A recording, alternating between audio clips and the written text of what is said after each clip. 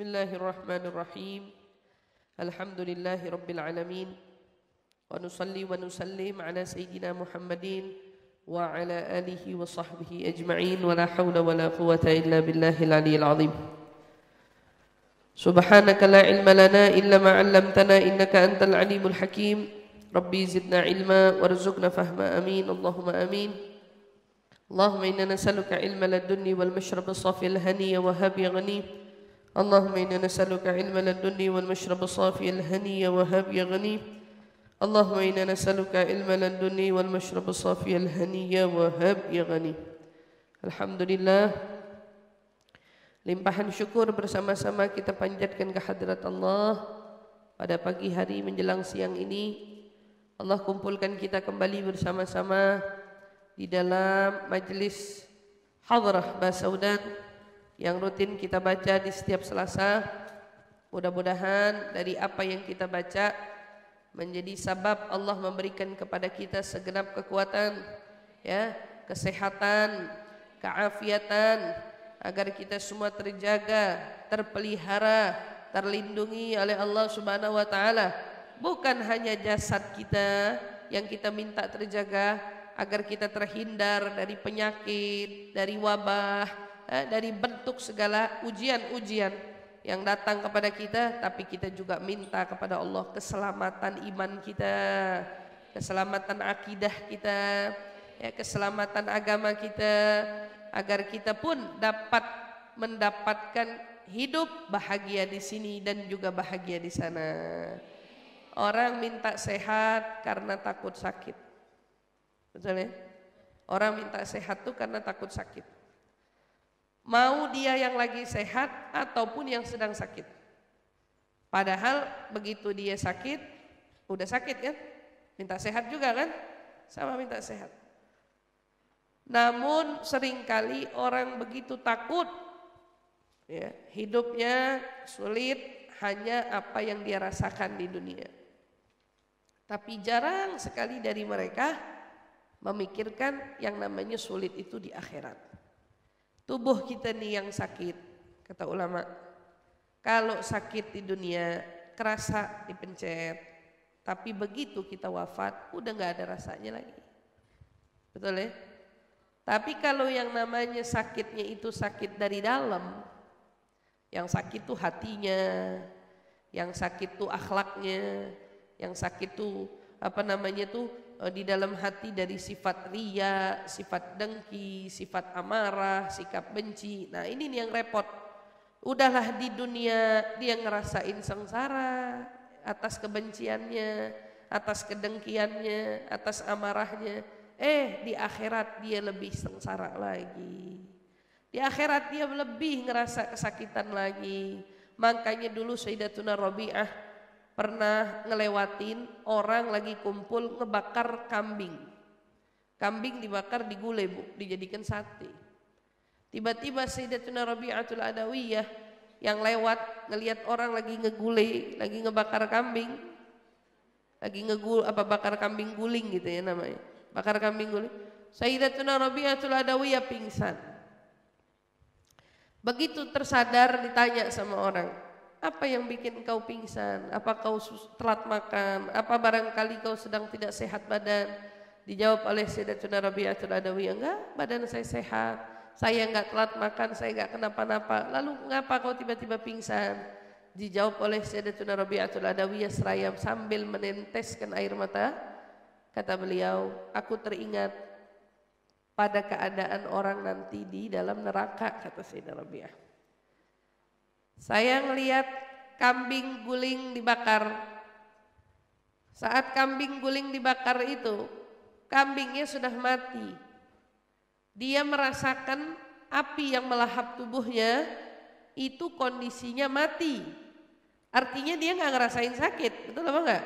Karena dia udah mati. Tapi kalau kita nanti diazab sama Allah di neraka, kita disiksa sama Allah di neraka, kita tuh gak mati. Kita tuh ngerasain sakitnya, walaupun sejatinya kita tuh telah mati, tetapi Allah hidupkan kita kembali. Lalu kita disiksa dalam keadaan sadar. terbakar dalam keadaan sadar, disiksa dalam keadaan sadar. Coba bayangin. Makanya orang itu harus mengkhawatirkan sakit batin daripada sakit zahir. Ibu, sakit batin daripada sakit zahir.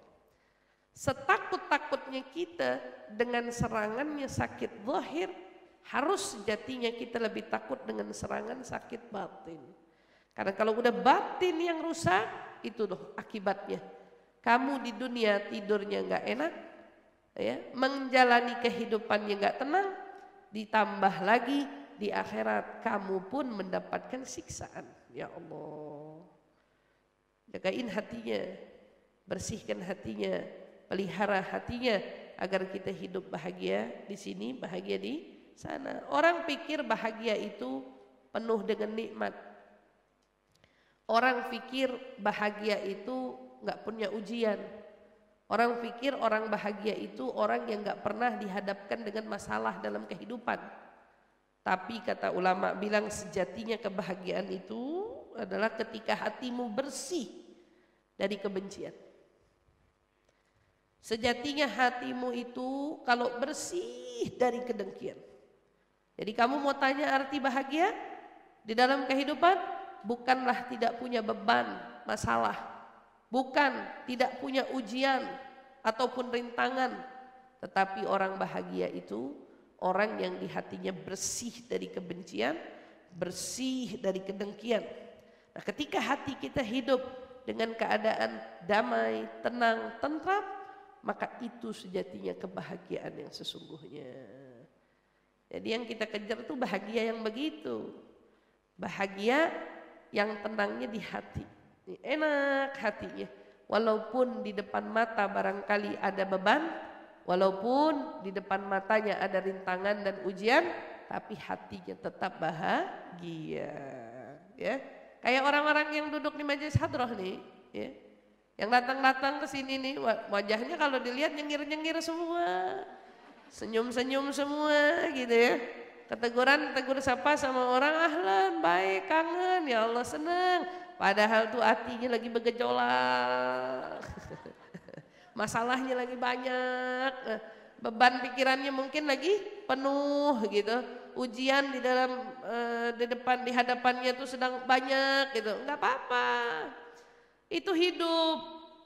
Dan itu pernah juga dilalui bahkan oleh orang-orang kelas atas, kalangan para anbiya, kalangan para syuhada, kalangan para sahabat, kalangan para tabi'in. Kalian bayangin, sekelas Nabi pun begitu.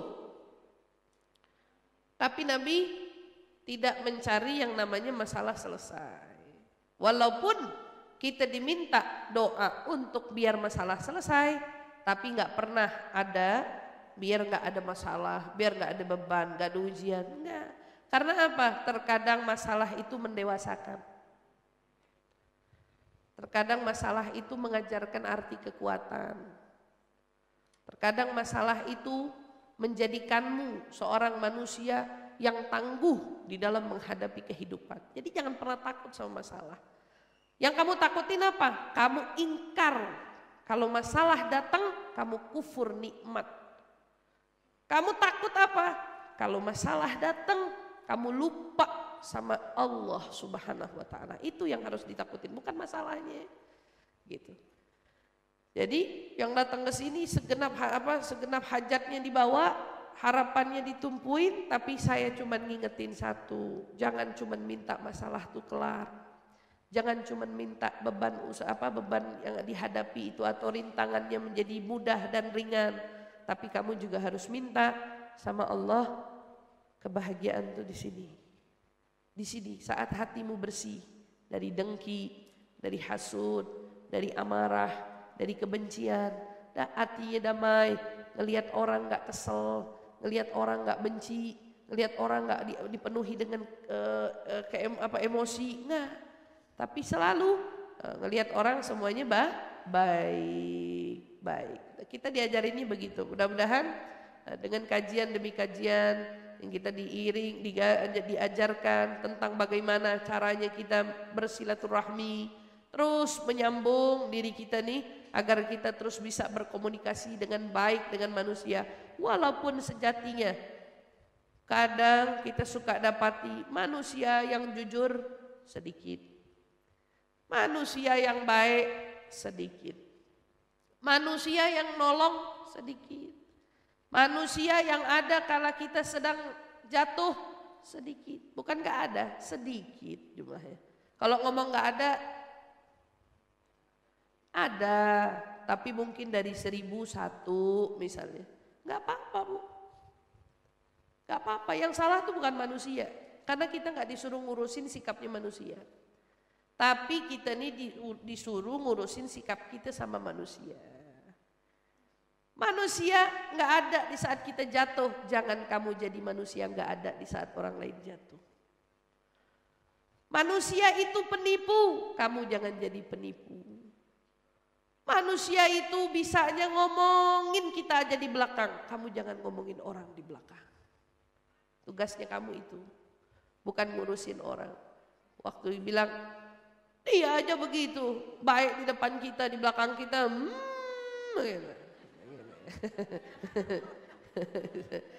dia aja gitu, di belakang kita sih Masya Allah ya, kita diomongin padahal kita tahu ini dia nih kang fitnah kita nih gitu. Ini dia nih yang ngata-ngatain kita nih kemarin nih, ini dia nih gara-gara dia nih nama saya jadi begini nih. Gak apa-apa, kamu gak disuruh ngurusin sikapnya dia, kamu cukup urusin sikapnya kamu.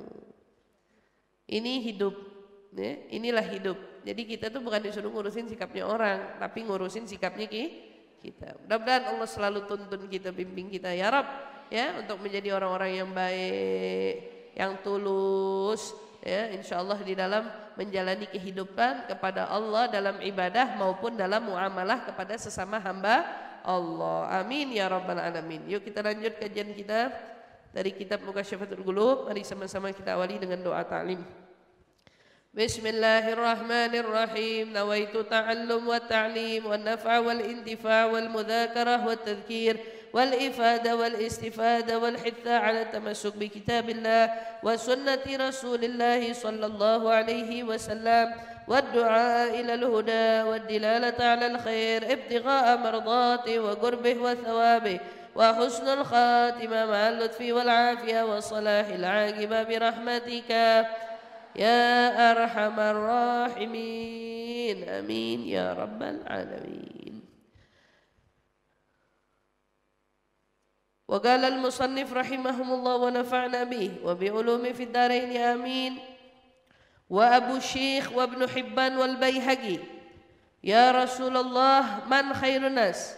قال أتقاهم للرب وأوصلهم للرحم وأمرهم بالمعروف وأنهاهم عن المنكر.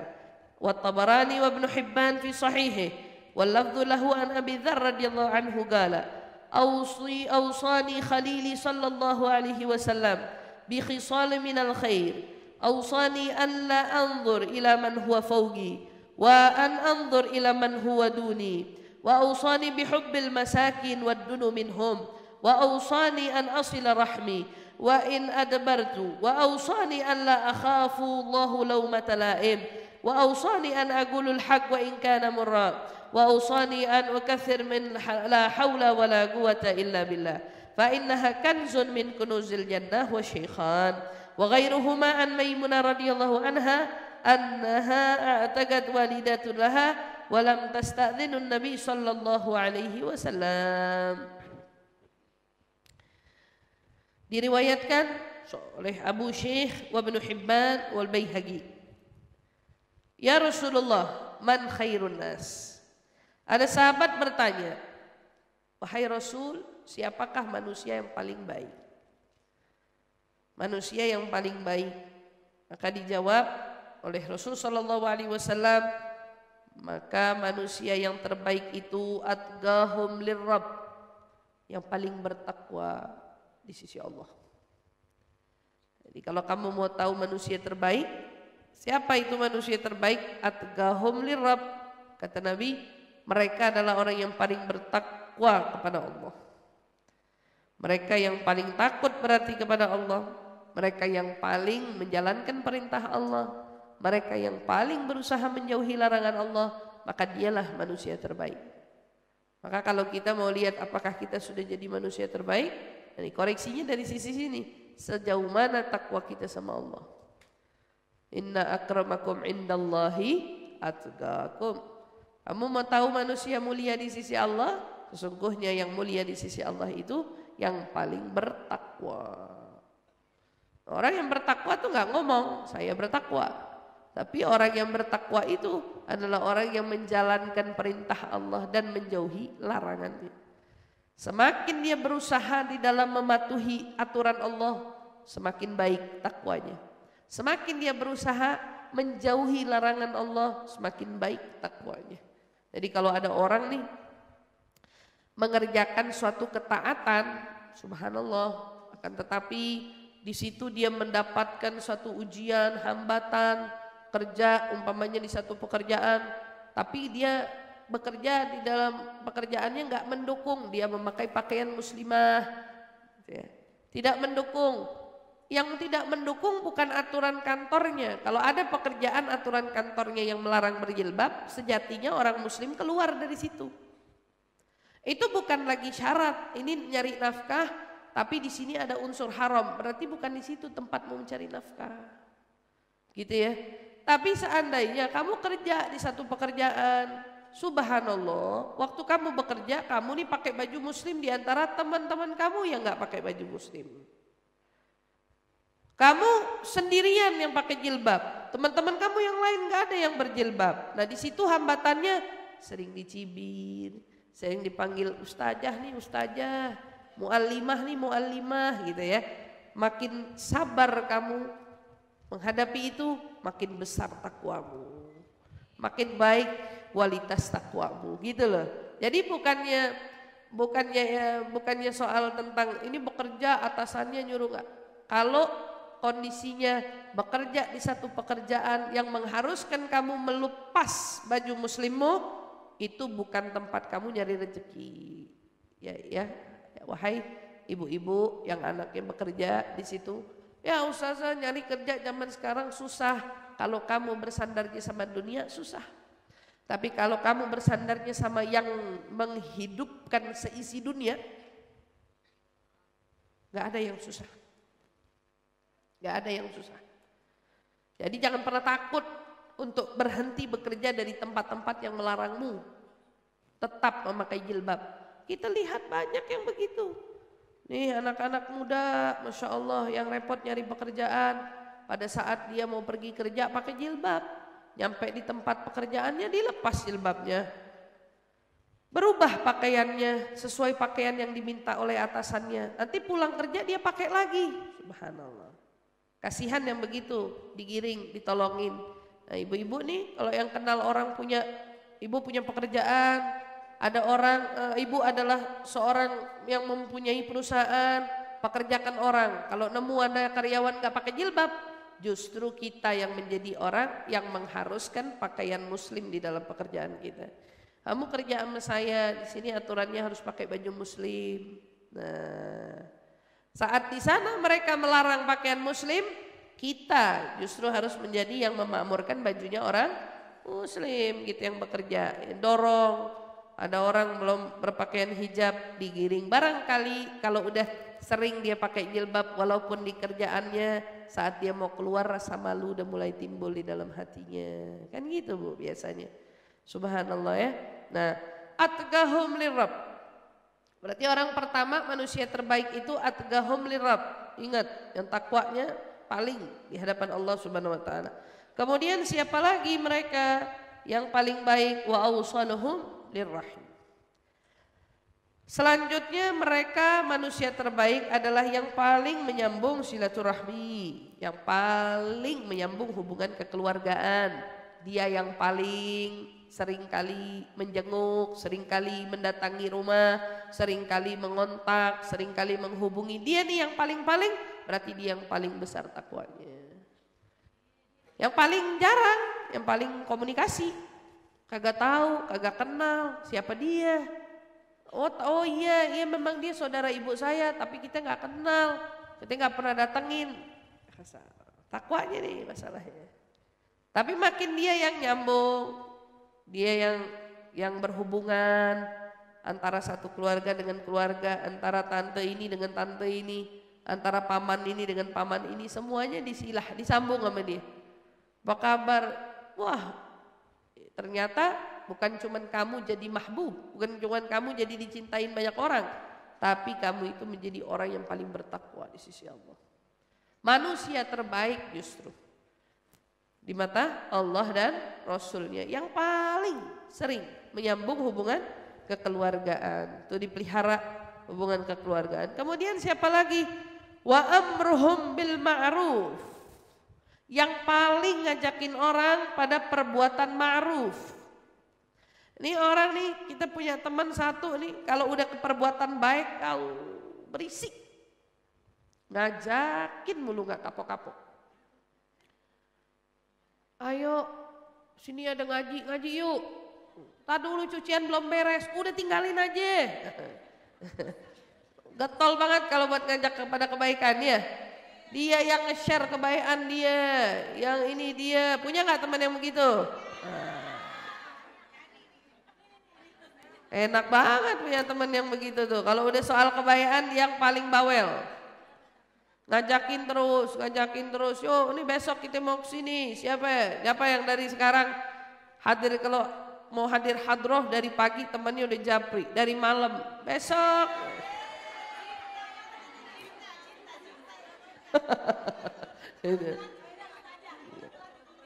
Semangat banget ya. Dari malam udah di chat-chatin orang. Besok mau jalan jam berapa gitu. Contoh. Ada amal, diajakin beramal. Ini di sini ada yang lagi minta sumbangan. Ayo urunan yuk, biarpun sedikit. Dia yang paling ngajakin, dia yang paling semangatin, dia yang paling ngedorong. Nah ini nih yang begini nih, amruhum bil ma'ruf. Mereka berarti yang paling ngajakin orang kepada kebaikan. Dia salah satu ciri manusia terbaik. Ibu makanya besok kalau ada yang namanya kebaikan, jangan justru jadi orang yang maunya diajak. Berusahalah menjadi yang mengajak. Artinya kalau udah sama dia udah basi, Bu. Benar ya? Sekali-sekali itu dalam hidup punya tantangan. Kalau teman yang ini udah nyantel, yang belum nyantel yang mana? Yang belum mana? Yang belum tahu mana? Yang belum ikutan pengajian yang mana? Yang belum hadir di kajian kita yang mana? Itu menjadi tantangan kita. Kalau udah sesama yang datang, itu udah umum. Sekali dua kali kan pahala kan? Walaupun kebaikannya tetap ada, tapi kamu apa kenyang dengan pahala itu? Jangan pernah kenyang sama yang namanya pahala. Cari lagi yang lebih besar pahalanya. Mana nih?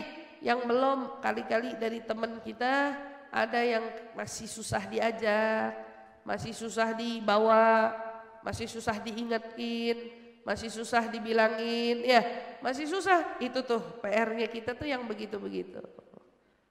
Saya kenal ada teman nih belum ngaji, coba sampai gimana caranya biar dia mau ngaji. Itu adalah satu upaya yang paling diapresiasi. Kenapa?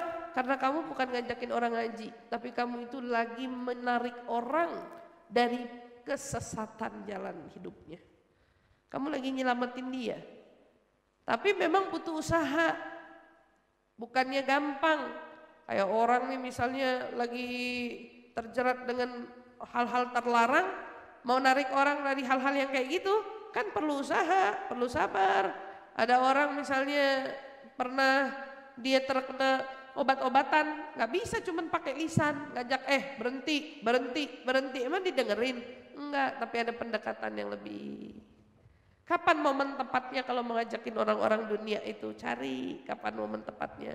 Pas dia lagi galau, statusnya lagi galau, ajakin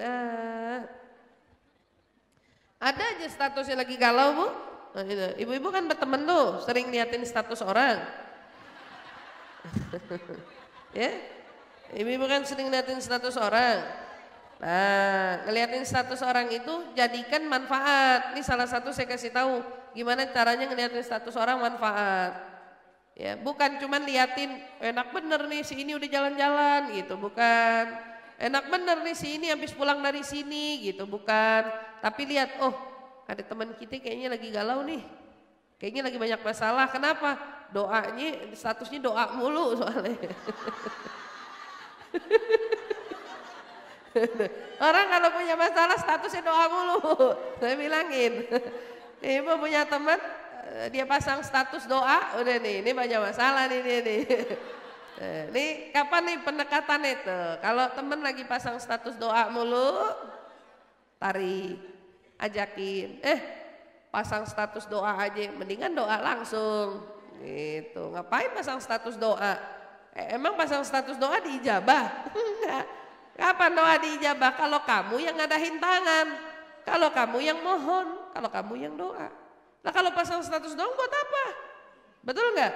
Nah kayak gitu deketin. Ada masalah, sini aneh ajak ke tempat, insya Allah ente khair. Sekali datang lagi galau, besok datang lagi. Nggak percaya, besok datang lagi. Kenapa? Hatinya ternyata di sini dibuka sama Allah. Amruhum bil ma'ruf. Nah, ini kan kalau ngajakin kepada kebaikan itu lebih ringan. Tapi yang agak sedikit susah, wa anhahum 'anil munkar. Yang selanjutnya, yang mencegah orang dari perbuatan mungkar. Kalau ngajakin ke kebaikan semua bisa. Tapi begitu negor orang yang lagi berbuat salah, negor orang lagi berbuat mungkar, nah kita mulai bingung gimana negornya, gimana ngomonginnya, gimana ngasih taunya. Kalau yang ikut kajian saya di mana? Di Al-Harisun, Al-Harisun setiap Jumat. Di situ kita belajar hukuk, hak-haknya antara persaudaraan.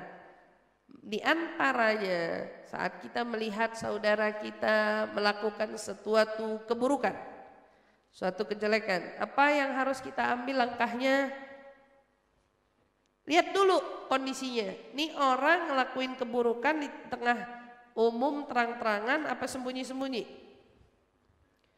Kalau dia ngelakuinnya sembunyi-sembunyi, maka kamu belagak merem dulu. Belagak merem dulu, enggak, itu kayaknya bukan dia. Ketemu lagi, dia lagi. Oh, yaudah deh, kita tegur. Tapi tegurnya gimana? Kemarin aneh lewat di sini, aneh nggak sengaja ngelihat ada orang mirip sama ente, itu ente bukan nih? Halus kan bu? Halus, nggak langsung. Kalau langsung pulang dia, nggak mau lagi kenalan sama ente. Besok iya, wah mulai ketahuan ya masih dia nih gitu. Tapi kita aneh kayaknya ngelihat ente, bukan kali ya, aneh salah kali ya.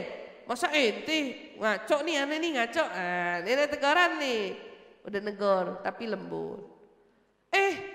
Nggak digubris loh, teguran yang kayak gitu. Tegur lagi. Bener ternyata ente yang aneh lihat kemarin. Oh baru tahu, jangan begitu dong, nggak baik. Tapi ngomong sama siapa? Sama dianya langsung. Ngomongnya sama dia langsung, bukan sama sebelah. Bukan. Ini ketemunya siapa, ceritanya sama siapa. Negornya kagak, ngomonginnya mau. Kalau udah begini udah pasti bukan ciri manusia baik. Kalau kamu bicara manusia terbaik, saat dia melihat mungkar, dia mencari cara. Gimana ya saya memberhentikan orang ini dari perbuatan mungkarnya? Ternyata setelah kau ajak bicara baik-baik gitu ya. Ada fasenya kan? Nggak digubris, malah makin jadi. Kali ini nggak sembunyi, kali ini terang-terangan. Nah, kalau udah dia berani melakukan perbuatan salah terang-terangan, maka kamu pun sebelum menegur dia terang-terangan, ingatkan, berikan peringatan dulu. Aneh ingetin ente itu dosa, gak boleh. Saya ngasih tahu kamu begini karena saya punya tanggung jawab sebagai seorang muslim yang ngingetin kamu. Jangan begitu, inget ini, inget itu. Ingetin apa nih yang kira-kiranya dia punya yang bisa menghentikan dia dari perbuatan maksiat tersebut. Ingetin ada Allah, ingetin ada, oh ternyata kamu makin ngeyelin ngomong begitu. Pada saat kau lihat mungkarnya, walaupun di tengah umum, tegur dia di depan umum.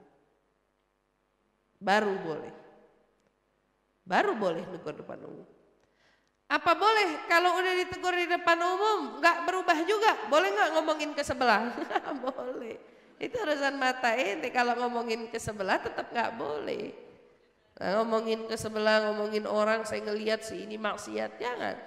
Karena haknya kita sesama muslim itu menutupi bukan membuka atau mengumbar aib orang lain. Teman sama teman kesel, katanya teman. Kesel, wajar. Tapi yang gak wajar itu ngaku temen tapi ceritanya sama temen yang lain.